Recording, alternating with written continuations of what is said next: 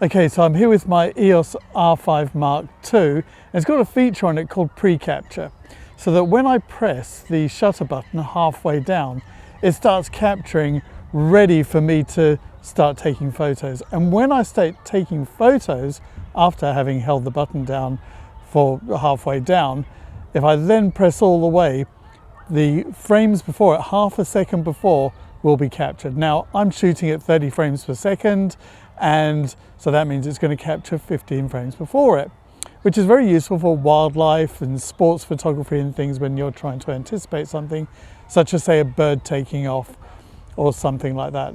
Now this works on electronic shutter, so I've got to switch that on, and also then I've got to switch the pre-capture on. Now electronic shutter doesn't work with the flicker feature turned on, so you need to switch that off. So let's just see where these settings are. So I'm in my camera settings. Let me just go across here. You'll see shutter mode, electronic shutter mode is on.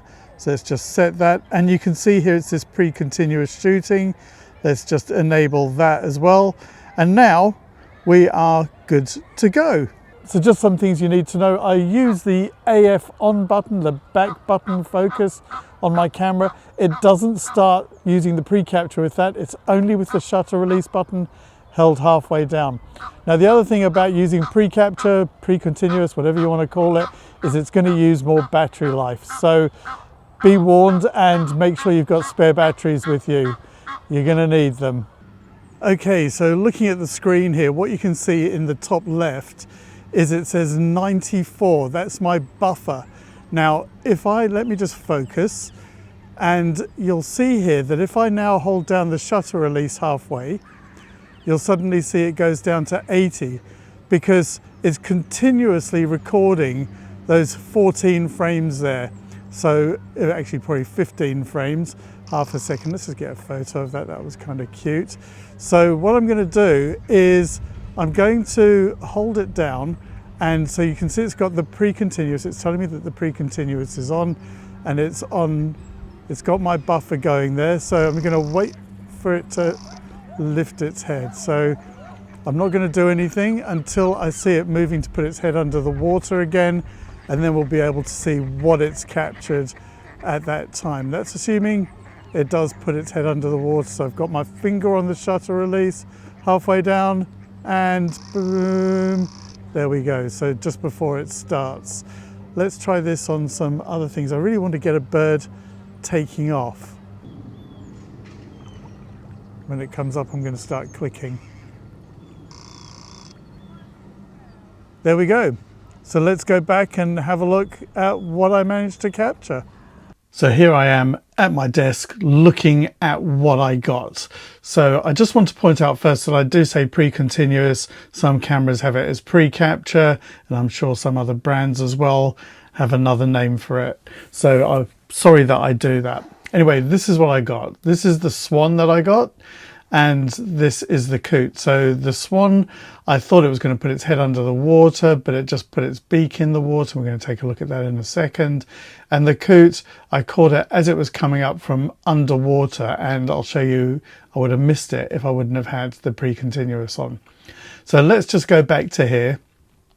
You can see in the top left, when I'm holding the shutter button halfway down, it's got the pre here, and also it's got my buffer now at 80. So I'm just going to go forward to the point where I actually held the shutter release all the way down. So it's there. Let's just go right. So it's there, and you can see when that happens, the pre symbol here is gone because now I'm really shooting, and this buffer here can change. So let's just see moving forward what I got. So I started here because I was now anticipating that it was going to put its head under the water. As I said, only its beak. So let's move forward, and you can see now I've got the beak going under the water here. And you can see this is the video here on the left that I was recording, and here are the actual photos that were taken. And as you can see, they're pretty close, if not exact. So there we go. So let's just go back to the point where I started holding the shutter release all the way down. So that was when I thought it was the best place to start. So let's go back.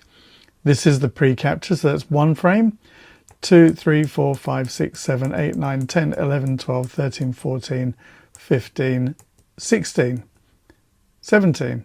So it's got, it looks here, 17 frames captured before in that half a second. So if I would have started, it would have been too late. So that's how much it gets, half a second. Now things like the Sonys that have this, you can actually change it. So you can change it up to 1 second. I believe it's 1 second.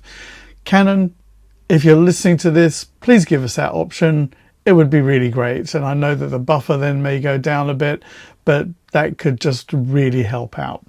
So there you go, that's the Swan. And over here, I've now got the Coot. So let's get to the point where I held the shutter button all the way down, which is here. So I wanted to capture it as it was coming out of the water. At this point, it would have been too late. Okay, so let's go back. Let me just go back here. Let me go 1, 2, 3, 4, 5, 6, 7, 8, 9. You can see this is the point where I caught it just coming out of the water. 9, 10, 11. So there we go. So there you go. I didn't have the button down probably for the full half a second before I started pressing. So I was holding the shutter release halfway down. That was starting the pre-capture, and then boom, boom, boom, it's recording it. And then that's the point where I actually pressed all the way down.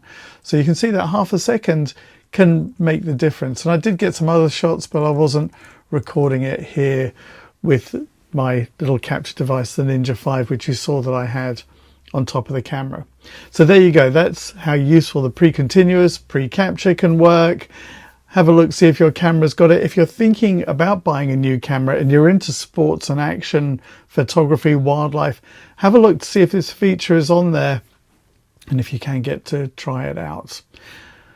Thanks for watching. I hope this helps you go and get some great shots. If you do like this, please do like, share and subscribe, and come back for more.